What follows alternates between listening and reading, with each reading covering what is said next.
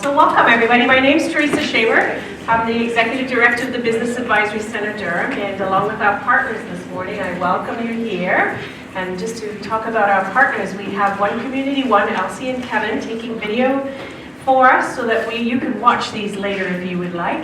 We have the town of Whitby. Daniel and Sheila is here and sponsoring the space that we're in, so thank you for that. This is our last one for the year, so I want to just make sure that we say thank you to the people that help us. Jay is not here today, Jay Gilgannon from RBC, but he sponsors our food every morning, so every time that we do this, thankfully. As you guys know, catering is expensive, so we're very happy to have him to do that. I also want to thank the Spark Center. They help us promote. The Whitby Chamber helps us promote. I appreciate your help in getting hold of our entrepreneurs and getting us out in the community. Frank and I started this 28 meetings ago, and it was about how can we help businesses keep going when it comes to sales and marketing? How can we keep them inspired and motivated? Because one of the biggest challenges businesses have is to have a sales funnel of leads and clients coming through all the time. So Frank brought all our wonderful speakers out, and today I'm really excited about our speaker. He has the relationships, and he brought the speakers out and that can share their journey with you. And so hopefully, I think from what I've heard from a lot of people, there's always something for them to take away, always something to be inspired by, and I think, it's time that you're investing in yourself, so I'm happy for that. I also want to just thank Andrea from my own office. Andrea, thank you for Look, she got a thanks for the claps. Thanks for everybody.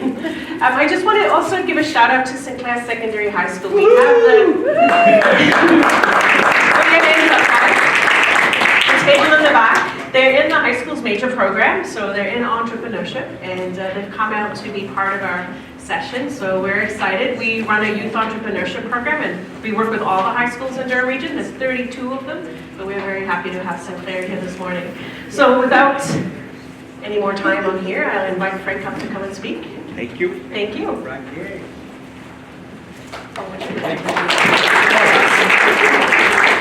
Teresa just reminded to remind everybody about doing Durham Week next week in celebration of global entrepreneurship. We have something like 50 events going on across the region. Yes. A lot of them are complimentary. Go out, network, meet, and grow your sales.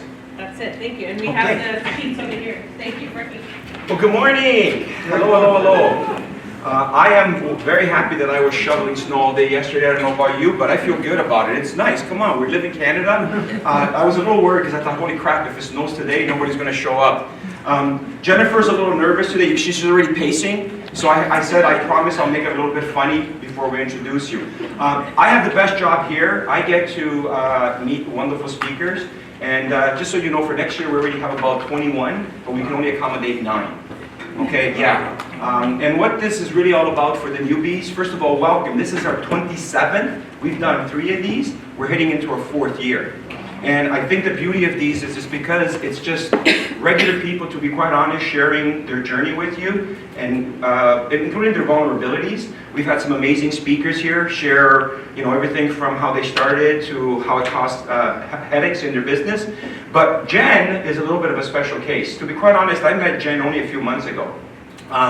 She is an angel member at York Angels, which is very dear to my heart, the angel investment community. And I never really got to know Jennifer until we went away to Calgary at a business trip, volunteering for the angel world. And I got to know her, and we were talking, just sitting down, and she was telling me some amazing stories, how she started in her business. And the light went on. I said, I need to get Jennifer here. Where we're really connected is, I love dancing. Let me tell you right now, I'm a dancer. Okay. I know, you probably wonder, really? Yes. But it was scorching hot, and we were in this event. I mean, it was hot, just scorching. So what I did, didn't realize she was watching, there was beautiful tablecloths at this event that they had just put down clean. And I didn't have my Italian handkerchief with me, So what I did is, I grabbed the tablecloth and I was wiping myself down like, she was in the wings laughing her ass off, excuse my language, young men and women back there, and we connected for life through that event.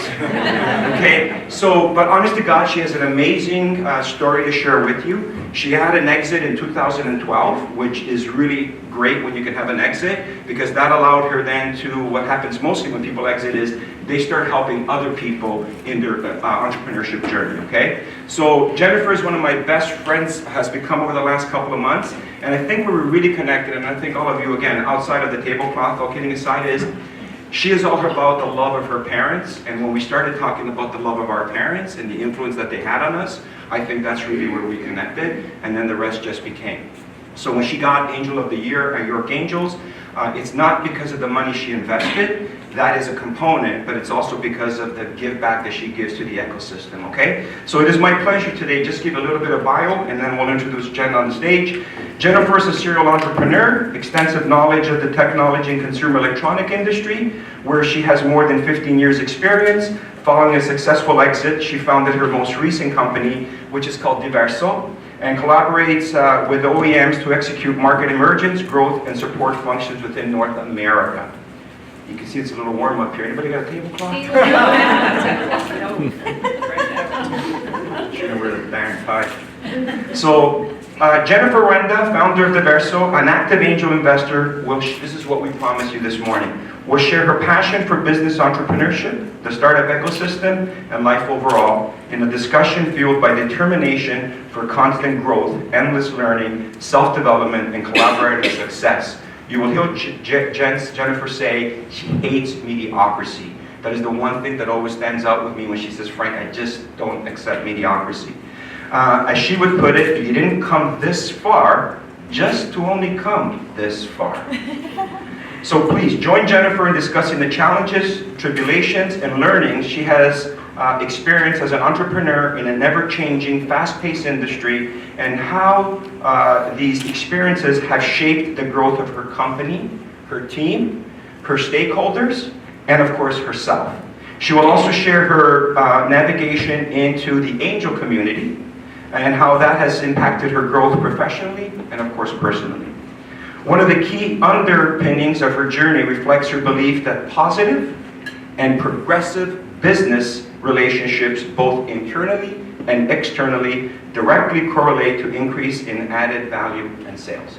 So it is my pleasure to welcome Jennifer to Whitby on a beautiful Wednesday morning and sunny. Jennifer, welcome.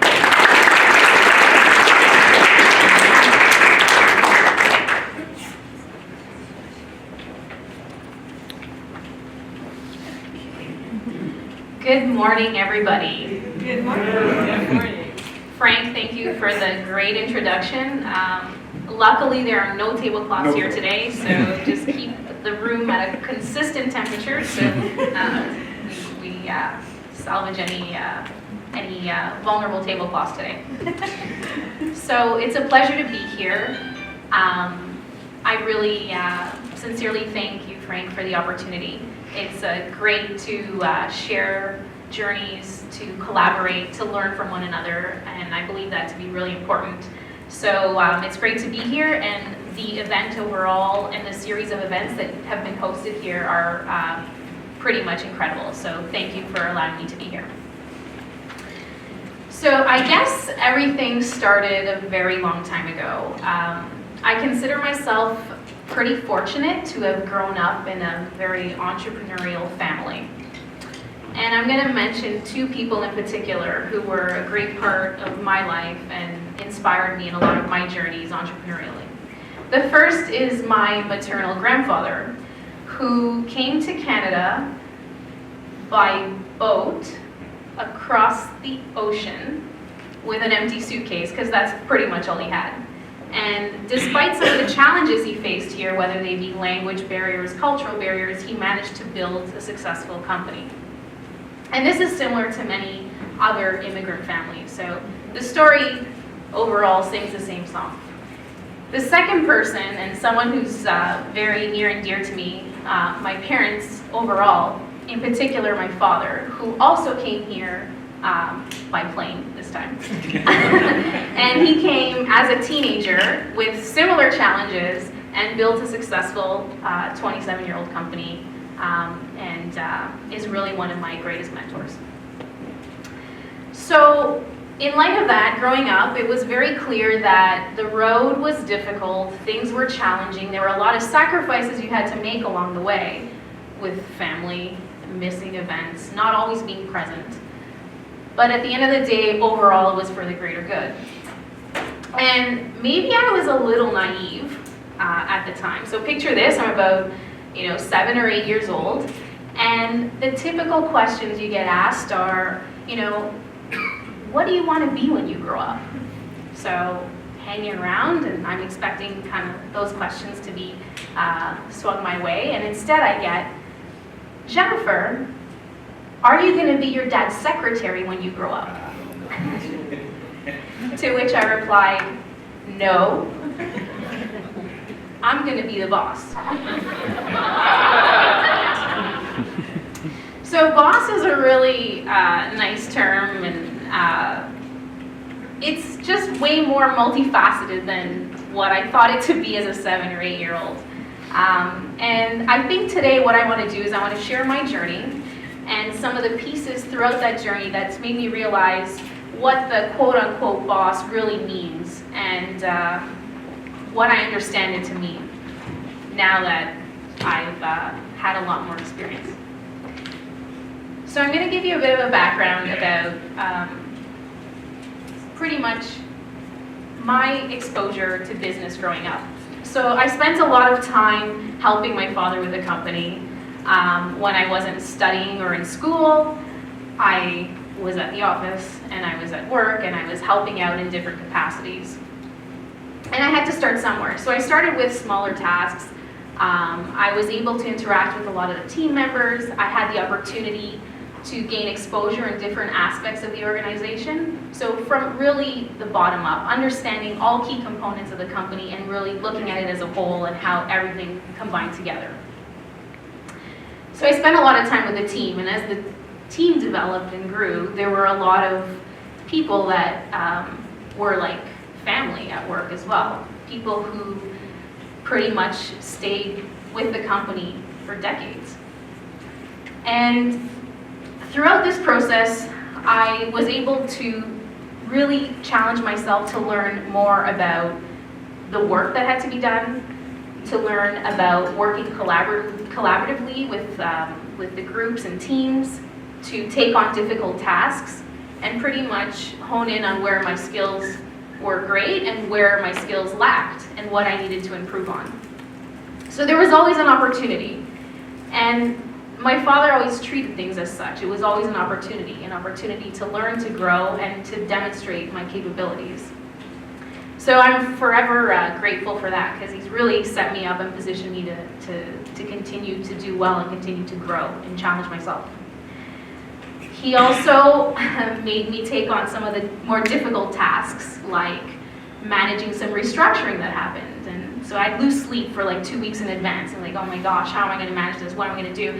And I'm kind of on the fence whether he wanted me to do it for the ability for me to learn and grow, or whether it was he didn't want to do it himself, or he was just paying me back for that comment when I was 7 or 8 years old about being a boss. So I'm not sure, but anyways, I'm reaping the rewards of that.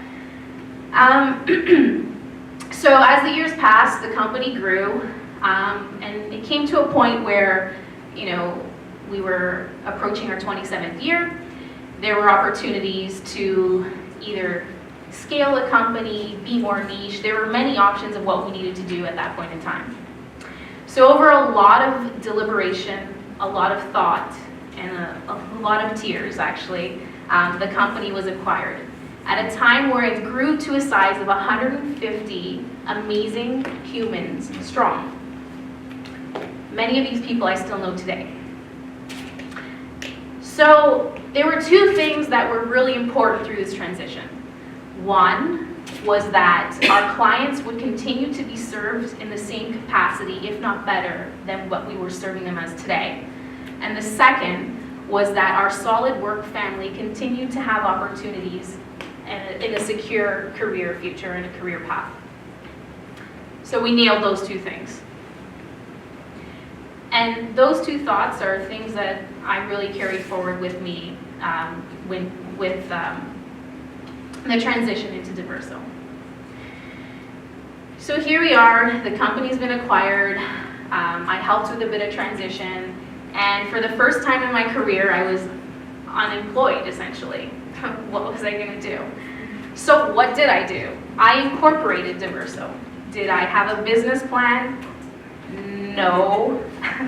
Did I have a team? No. Did I have an idea? Sort of. But I can tell you what I did have. I did have a building and a commercial lease, and I did have overhead costs to take care of. So I was like, okay, well, here I am, all these commitments, what do I do? No clients, this is crazy, and okay, maybe I really am an entrepreneur, but I guess the point is that you gotta take the risk sometimes, you gotta take the plunge, and you never really know what's on the other side, but eventually it all gets sorted out somehow. So it sucked. I had all these commitments, and I had this kind of half-assed, not so beautiful warehouse, and I'm like, wow, what am I gonna do? And I literally thought, maybe on Friday and Saturday nights, I should rent out the space and charge cover at the door to like cover my costs, and we'd have these amazing parties. And I'm like, okay, Jennifer, like calm it down, not the best plan. The parties never happened, but I can tell you if they did happen, they would have been awesome parties. So I could have guaranteed you that one.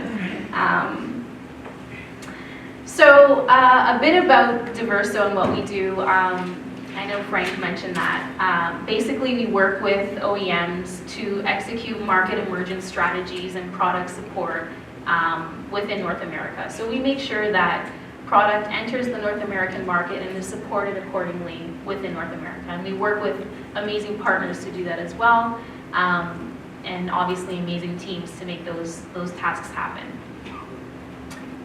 My industry background allowed me to develop some amazing relationships in the space and a very keen understanding of what the market needed in terms of support. So that allowed me to create, eventually, the actual essence of what Diverso does.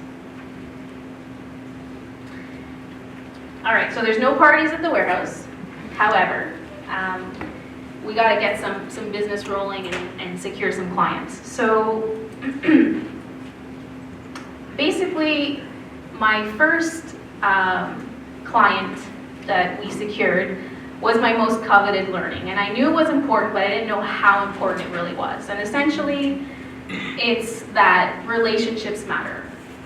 More so, positive relationships matter. And I had come to know my first client through an interaction we had in the past where we worked together in some capacity.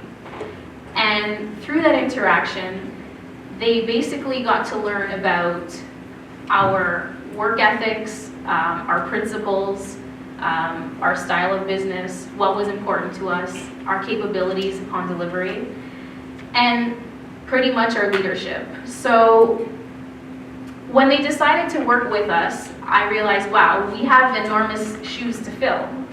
This is a huge risk they're undertaking to pretty much start a process with essentially a startup. We had a history there. They believed in us, but we really needed to make it happen. My mission then became over-servicing these clients every single day, and I mean like every single day. That's what we lived and that's what we breathed.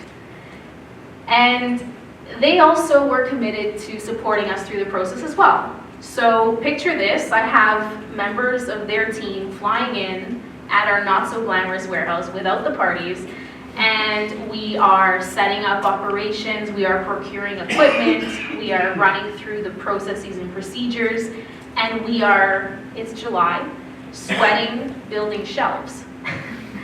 And that was my aha moment. I'm like, wow, like I have one director of this really large company with me in July in a not-so-glamorous warehouse sweating, building shelves. I'm like, wow, this is like, I have no option but to make this happen. Like this is pure dedication here. So it was that point where I was like, well, there's no stopping now. We came this far and we're gonna keep going and we're gonna move forward and we're gonna trudge through and we're gonna make this happen.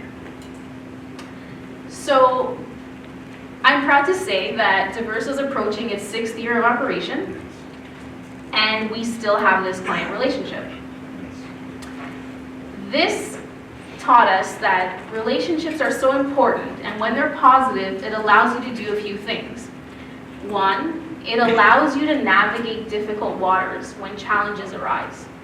So when we have issues with some mistakes that happen along the way, or we have concerns about something, they're very much more able to work with you through these problems. So much so that they're even proactive with reaching out to discuss how we would manage a certain situation and what our thoughts are before we actually move forward with anything. So they're actually looking for two-way feedback now. It's such a collaborative relationship, and we've seen that grow even as members of teams have changed. And I actually have the privilege of visiting them again in December, and they're just such a pleasure to work with. The second thing that it allowed us to do was to really celebrate the wins that we've earned together. So those positive relationships are really beneficial to all the parties involved and all the stakeholders. And the third and really key and important thing is that it's fostered discussions to how we can work more closely together with different product categories for different projects, different opportunities, different areas of their business, and it's really translated into future sales. So to date, we've more than tripled our business with that client. Why? Because we overservice them. We delight them, and we do it every single day. I'm not saying that overservicing your customers and delighting them and doing this every single day means undermining your business principles or undermining your pricing. That's not what I'm saying at all. What I'm saying is that by doing this, the result is that if they were to go to market to choose another company to work with, it would be a no-brainer that they continue to work with you. So finally, a big win. No need to hire those bouncers, and life is a little bit better. But now came the time to really focus more on growth and client acquisition. A point I wanted to make was about uncertainty. So uncertainty is certain.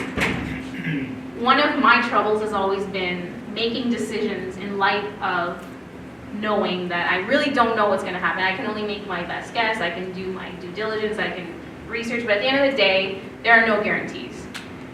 So it took me a while to realize, despite that, despite knowing there are no guarantees, we're going to trudge through, we're going to do it anyway. Because you don't benefit from the things you don't risk. And I think that's really important. So understanding that is the ability to see that there are many endless opportunities.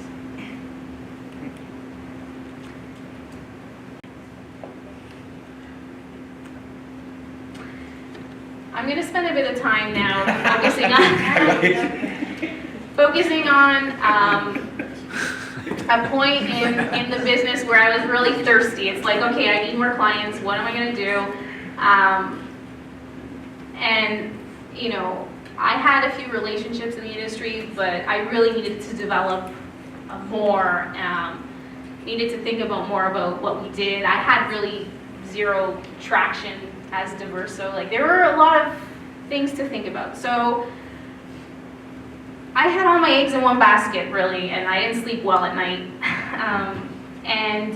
We had a few other clients trickle in, but none to the capacity of our first client. And it was always like, okay, well, if something happens, what are we going to do? And if this, that. And I'm a big believer that what you do as a leader in your organization is not just about for the betterment of the company, but it's also for the betterment of your team, and you're really responsible for that.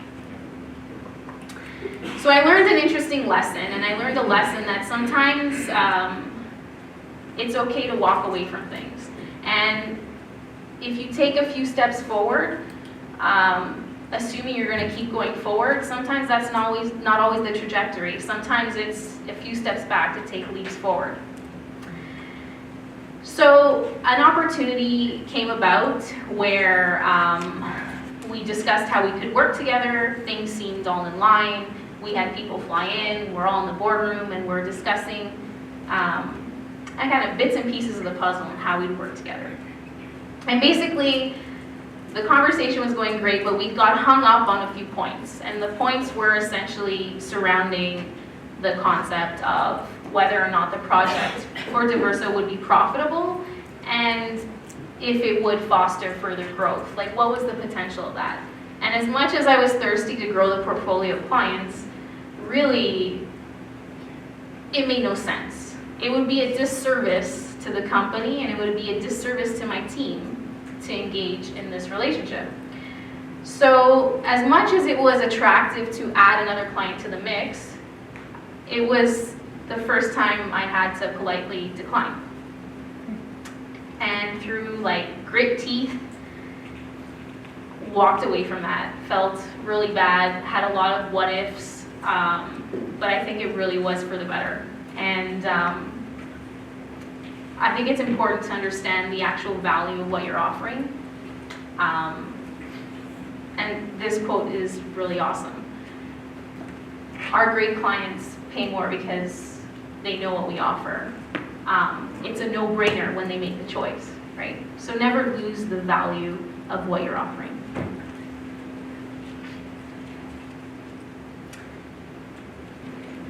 So, taking us into our 3.5 year of operations, we had a pretty much lopsided client portfolio, heavy on our first client. That really bugged me. We were in a not so glamorous facility, and we were approaching lease renegotiations. So I had to make that decision. Do we stay? Do we move? What are we doing? And the market at that time really wasn't in my favor. This was a few years ago. There was one thing in particular that was even more pressing to me. The fact that if we did decide to move, our amazing first client would have to undertake a lot of tasks to accommodate that move. So I was always thinking, like, do I have enough traction? Have I made enough of a dent in the space to show, we're committed and we're dedicated and we're here for the long term? Like, do I have that track record? I don't know. And those were always difficult conversations to have even internally with myself. Was it the right time to move? Was it the right decision? Would they support that initiative? So for months I pondered this, at the same time looking at building after building, some worse than the ones I had that made me feel kind of thankful, but also some that were really awesome. And I saw one in particular that was a very progressive project that would be a space that would reflect what our company needed. It was polished, it was professional, it was customizable, and I'm like, you know what? This makes sense, and this is our next move, and this is what we're gonna do, and we're gonna move. So I took a chance and like, okay, we're moving. And here was the moment of truth where I actually had to tell our large client. So I emailed the director of the company on a Friday afternoon and asked if we could talk on Monday, which is like a bad idea. I don't recommend doing that. In retrospect, I don't know why. I don't know, I was in a panic and needed more time to like the weekend to like hyperventilate maybe. But basically, Monday came and we had our call. So he's on the call and he's like super jittery. And I'm like, oh my God, he's making me more nervous. So, and I'm jittery, so the two of us are there, and I'm like, hey, well, at this point I have to say something. So I say the following. And we're moving, and it's going to be in Toronto, and the place is going to be fully customized, and we're going to have a seamless transition, et cetera, and I'm just like selling this case, right? And he responds with this huge sigh of relief. At that point, I'm like, hey, what's happening here? And basically, he just congratulates me. And he's like, do you know what I thought on Friday? I was asking everyone on my team if they noticed any weird behavior from you. I thought you were shutting down or something. And like, my life was falling apart. What were we gonna do without you? And at that point, I was like, okay, I think I made the right choice. Relationships matter. to the point where he said, you know what, and this is a great opportunity for us to update our contract. Nice.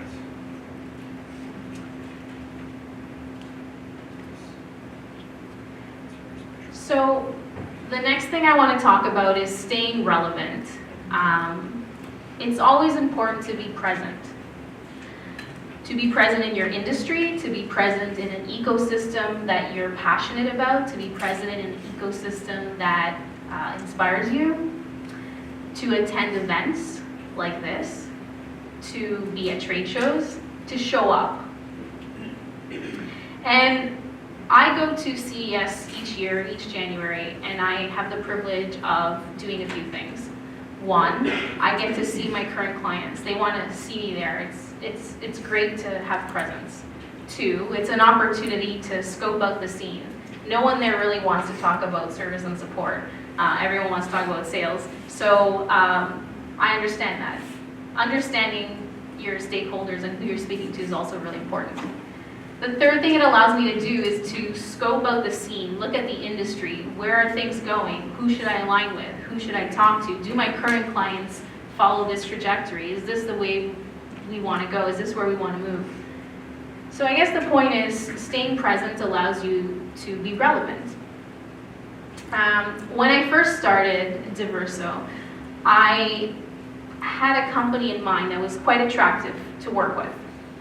And we always had these great discussions, but there was a technological hang-up that never allowed us to move forward and work together.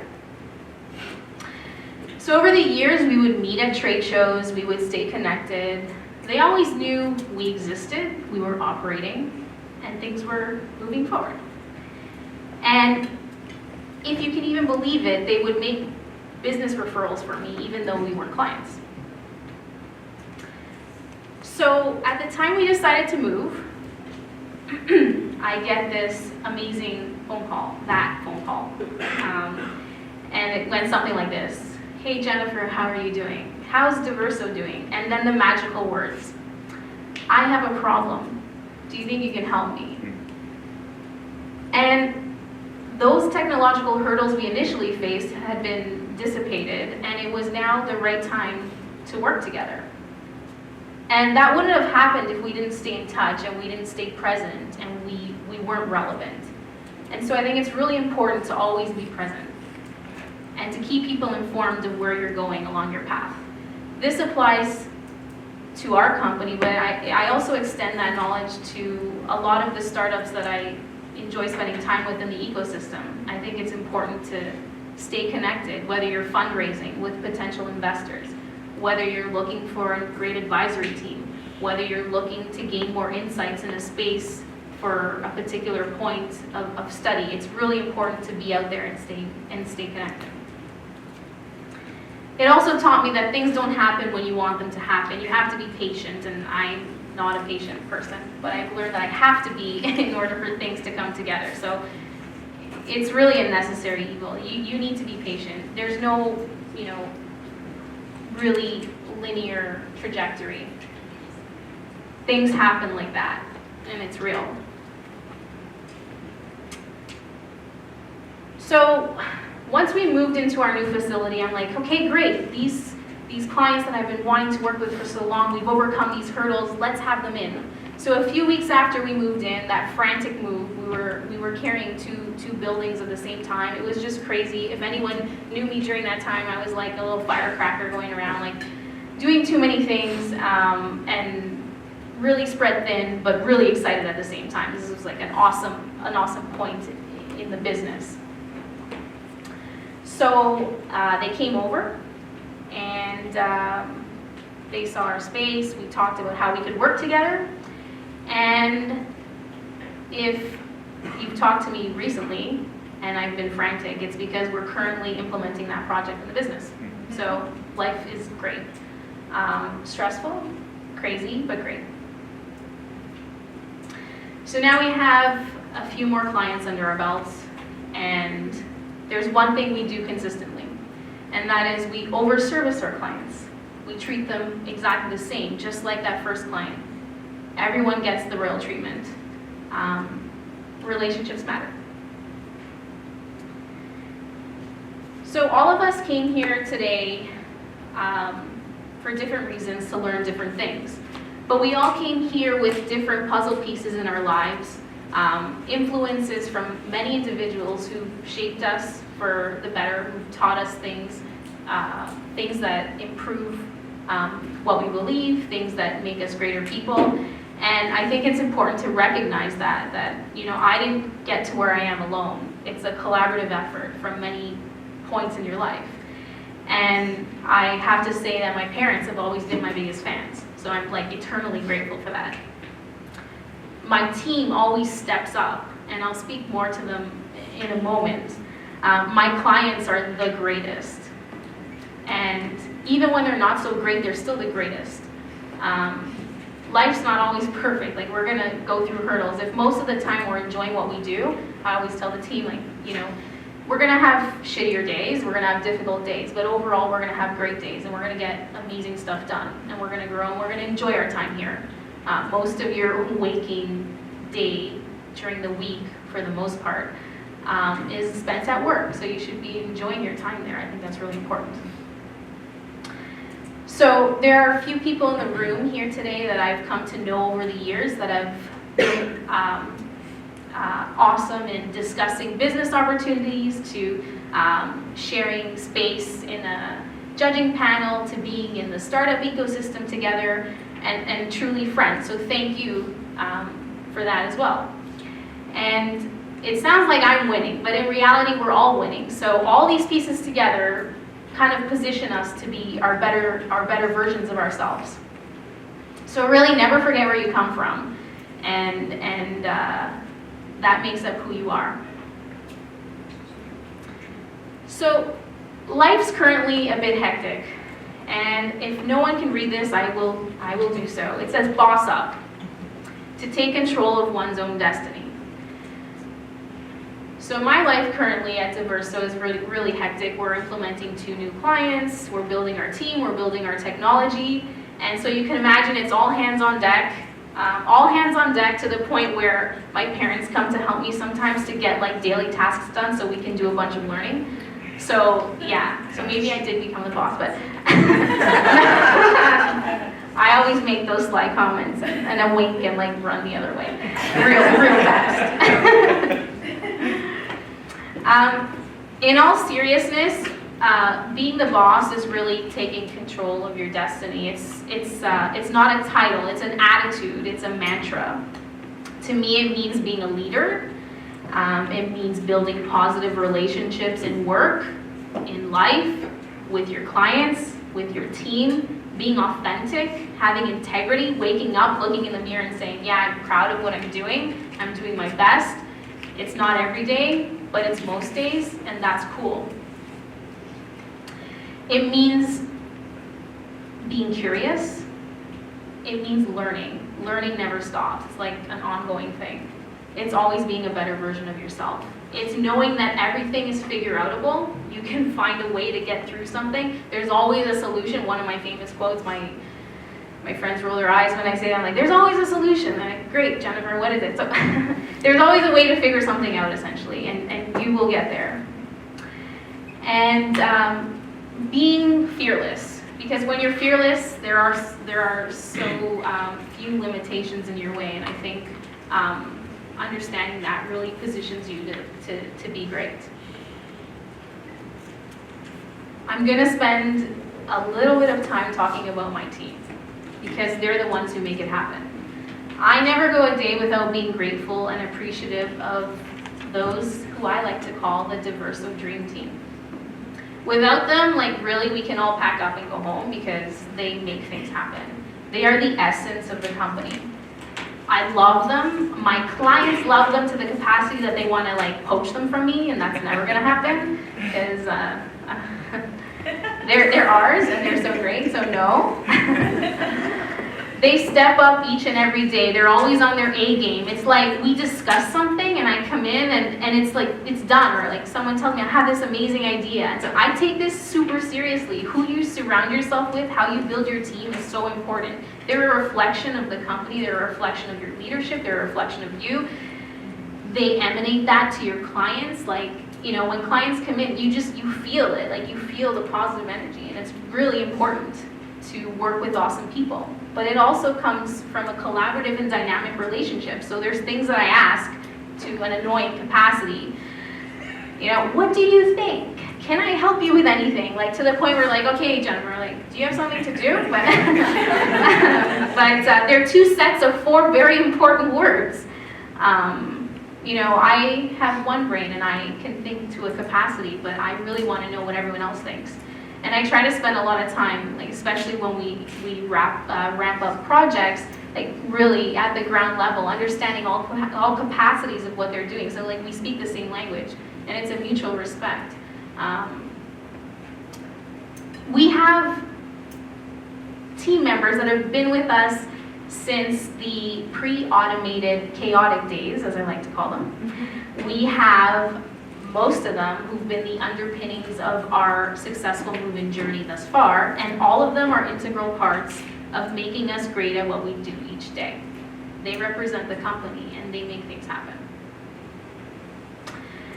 So as we grow, one of the current challenges I'm facing is making sure our human component grows as strongly as it started. So that's one of the things I'm continually working on. I guess the reality is we're all bosses. There's no delineation. And in light of uncertainty being certain, you always need to keep moving forward. And you need to boss up. And you didn't get this far to only get this far. So thank you everybody for your time. It was a pleasure being here, and I'm so happy to take questions and discuss more. And I just want to point out that it's great to have the students here with us today. So thanks for coming out.